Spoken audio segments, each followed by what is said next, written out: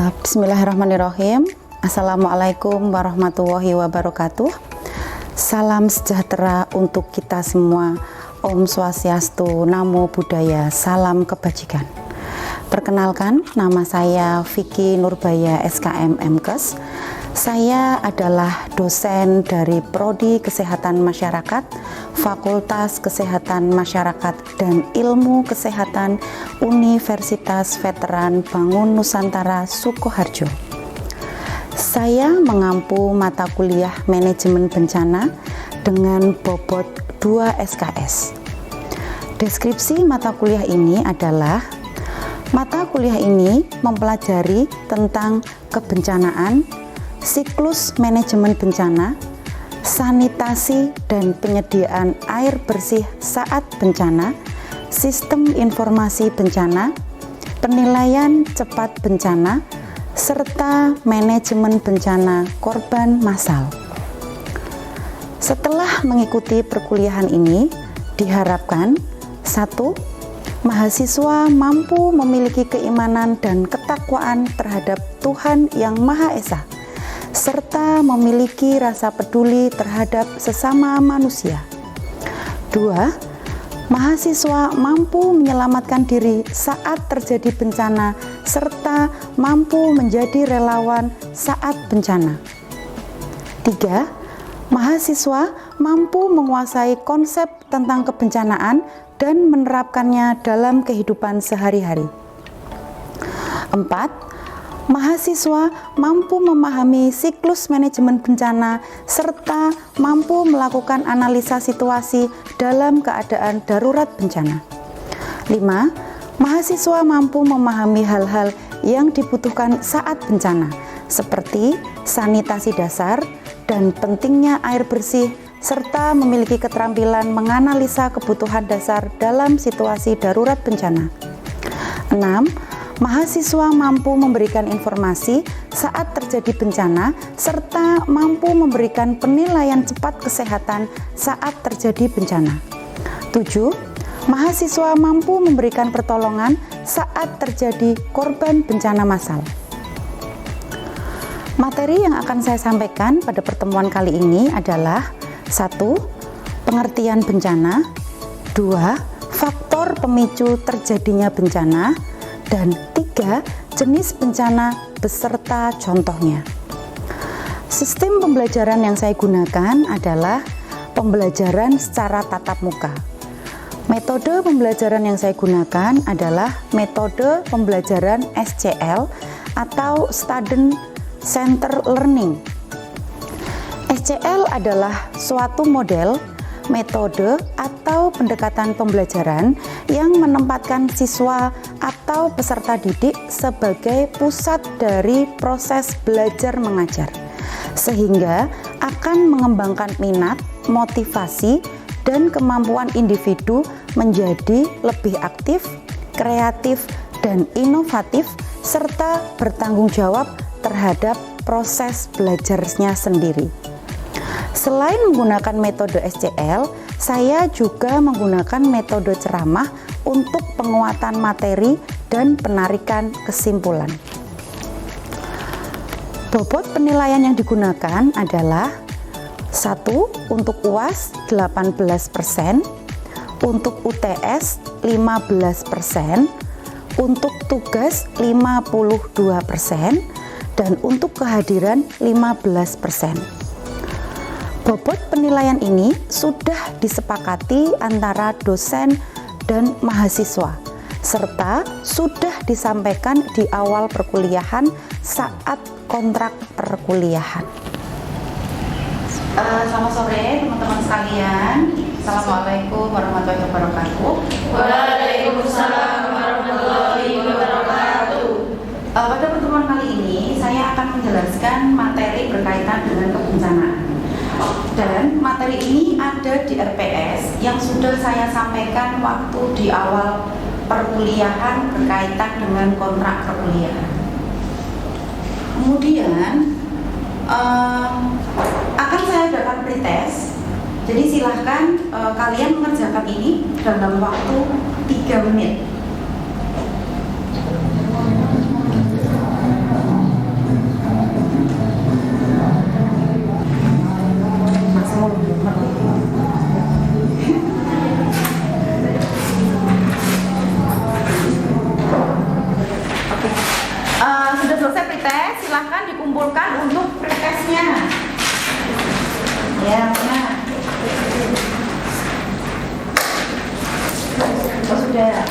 mana sini. Ini untuk pretextnya ya. Ya.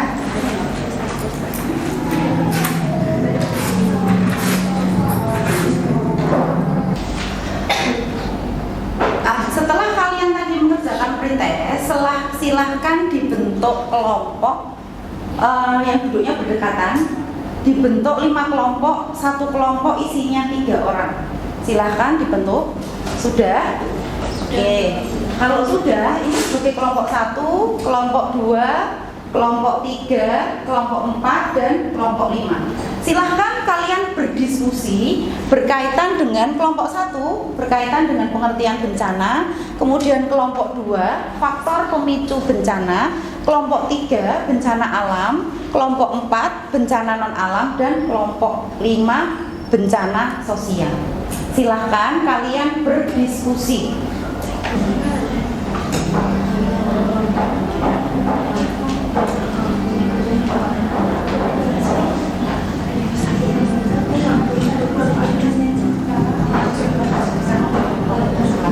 Silahkan kalian berdiskusi, gunakan bahasa kalian sendiri.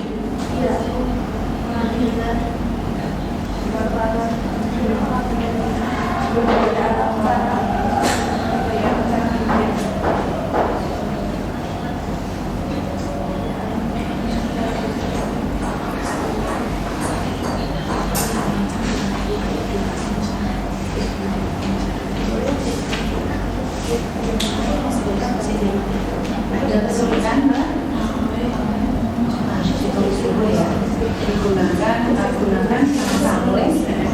Gunakan bahasamu, kemudian kamu cari di sini.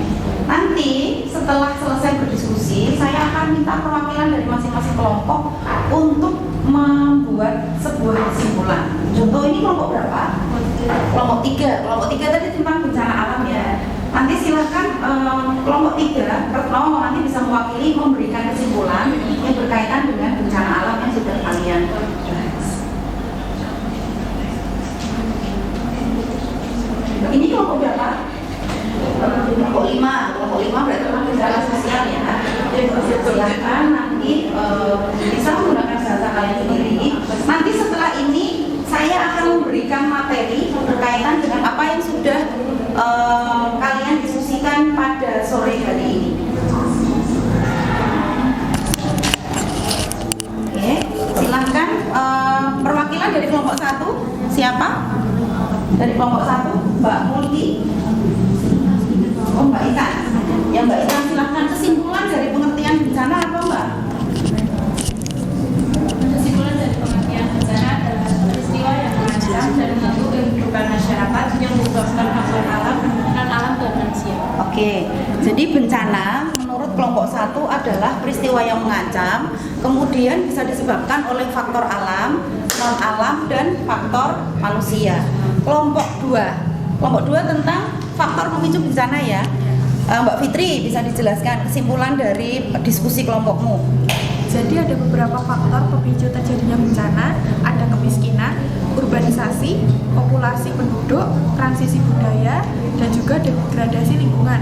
Jadi untuk faktor pemicunya itu bukan hanya berasal dari alam, tapi juga dapat berasal dari manusia. Oke, terima kasih untuk kelompok 2. Ini kelompok 3 ya.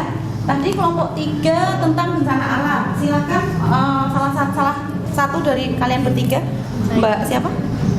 Mbak Ulan, silakan Mbak Ulan. Saya menyampaikan tentang bencana non alam. Iya. Untuk bencana non alam sendiri adalah bencana yang diakibatkan oleh peristiwa atau serangkaian peristiwa non alam, contohnya gagal teknologi, gagal modernisasi, dan wabah penyakit.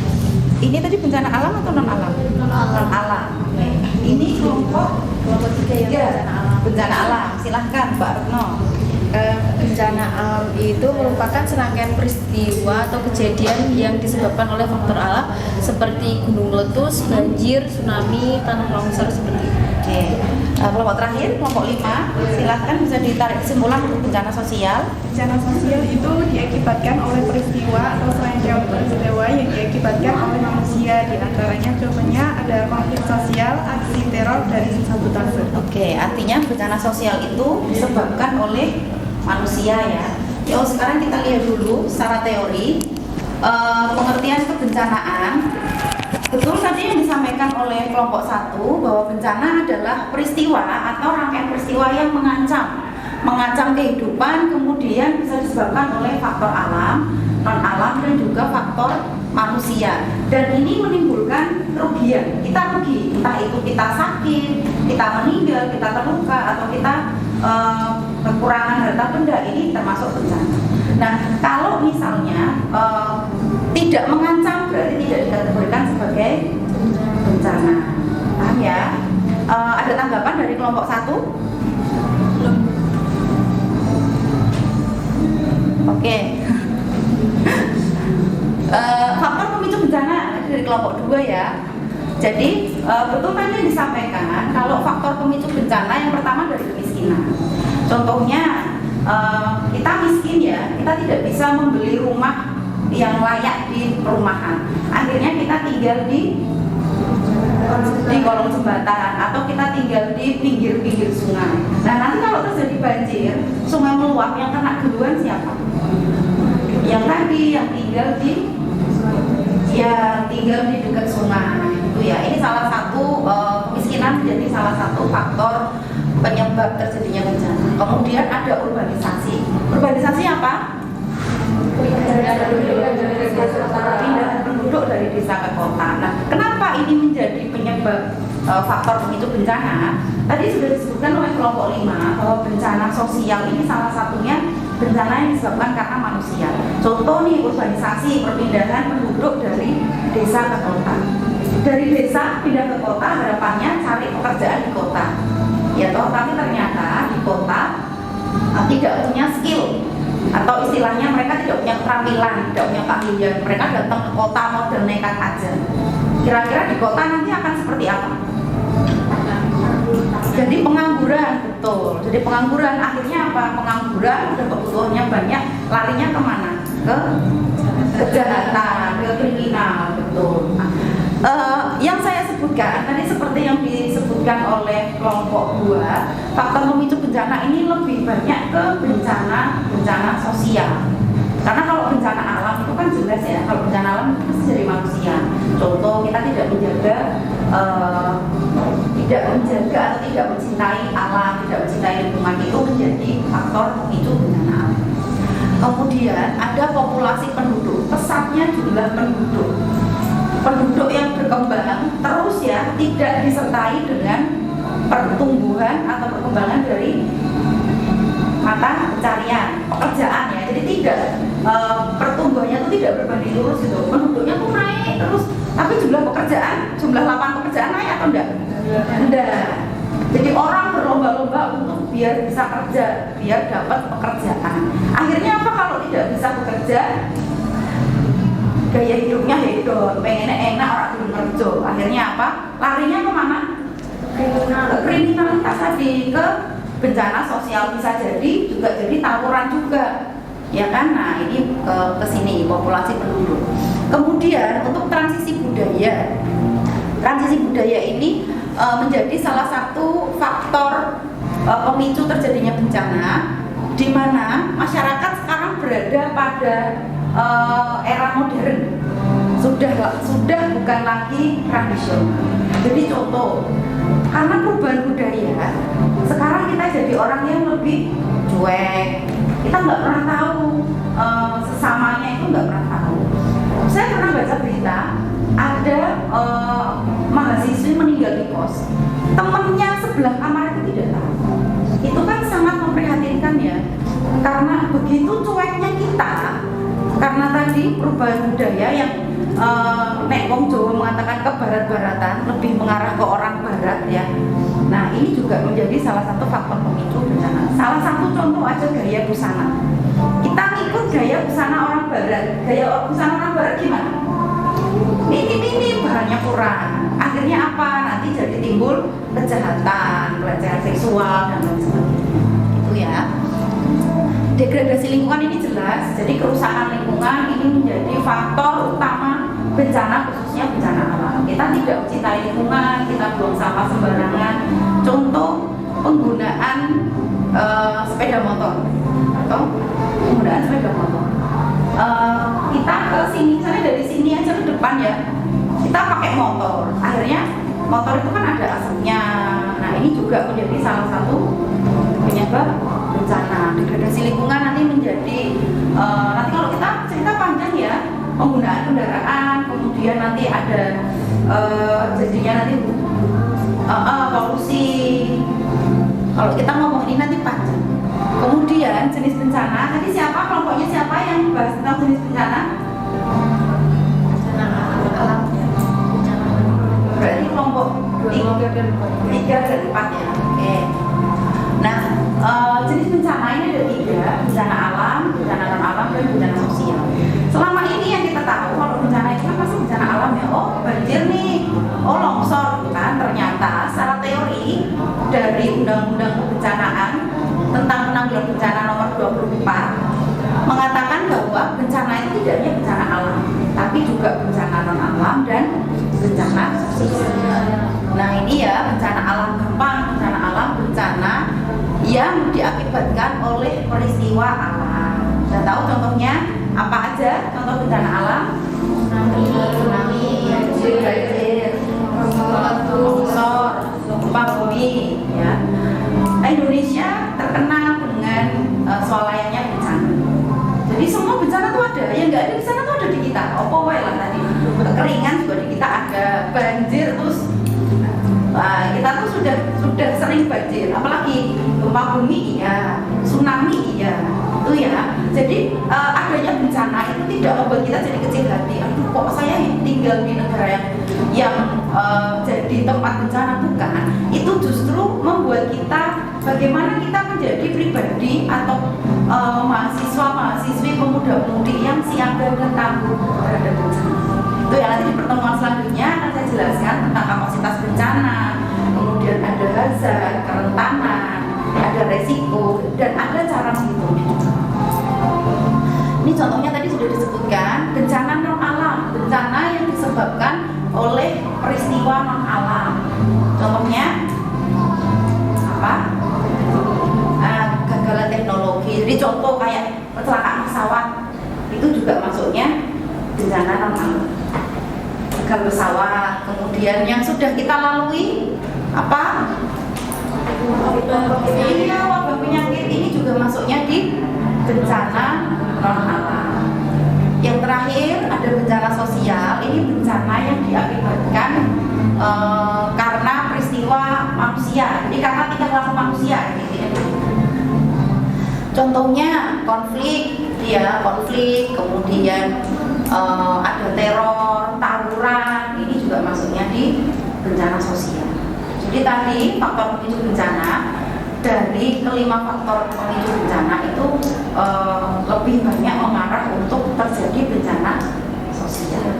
Kayak tadi kemiskinan, kemudian populasi penduduk. Makanya ada slogan dari pemerintah ya, 2 anak cukup. Itu maksudnya apa ya? Untuk menekan laju pertumbuhan kita semakin banyak, jumlah penduduk semakin banyak, tidak diiringi dengan jumlah lahan pekerjaan yang banyak juga, kemudian tidak diiringi dengan jumlah lahan untuk perumahan. Betul ya? Sekarang kalau kalian amati sekitar kalian, yang dulu mungkin daerah itu sepi banget, orang aduh nggak mau ke situ sepi. Sekarang sudah banyak ada perumahan-perumahan, ya toh. Bahkan di istilahnya di dalam-dalam aja tuh perumahan itu udah laris manis. Istilahnya tuh sekarang sih penting aku duwe omah gitu, nanti kecil, nanti besar. Nah ini kan berarti menunjukkan kalau semakin kesini persaingan kita tuh kan semakin ketat ya. Artinya untuk kita bisa bertahan hidup itu kan benar-benar harus ketat banget gitu ya. Oke, tadi kalian sudah diskusi, sudah membuat grup, kemudian sudah ada penyampaian materi dari saya berkaitan dengan kebencanaan. Silahkan, tadi kalian juga sudah pretest, sekarang silahkan dikerjakan untuk soal post-testnya.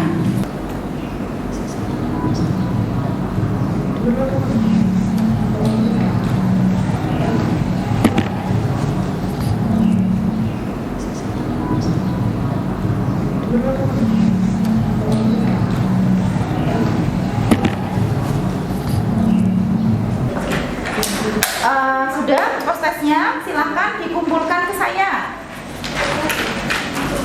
Nanti akan saya cek seberapa paham kalian menyerap materi yang sudah saya berikan.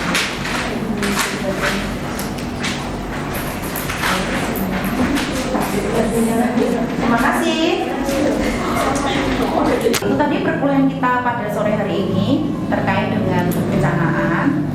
Tadi juga sudah masing-masing dari kalian sudah menyimpulkan ya, kalian sudah berdiskusi berkaitan dengan apa itu bencana, kemudian faktor pemicu bencana dan jenis-jenis bencana. Jadi sekarang tidak bingung ya.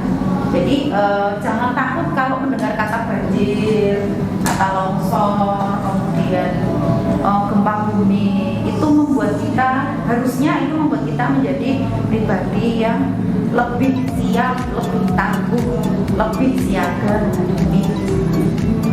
Terima kasih.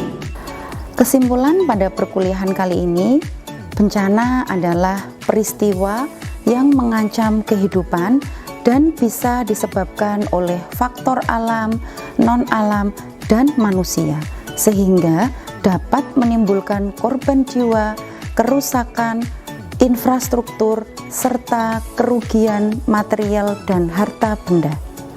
Faktor pemicu bencana adalah kemiskinan, urbanisasi, populasi penduduk, transisi budaya, dan degradasi lingkungan. Jenis bencana ada 3, yaitu bencana alam, bencana non-alam, dan bencana sosial. Demikian perkuliahan kita pada hari ini. Sekian dari saya. Wassalamualaikum warahmatullahi wabarakatuh.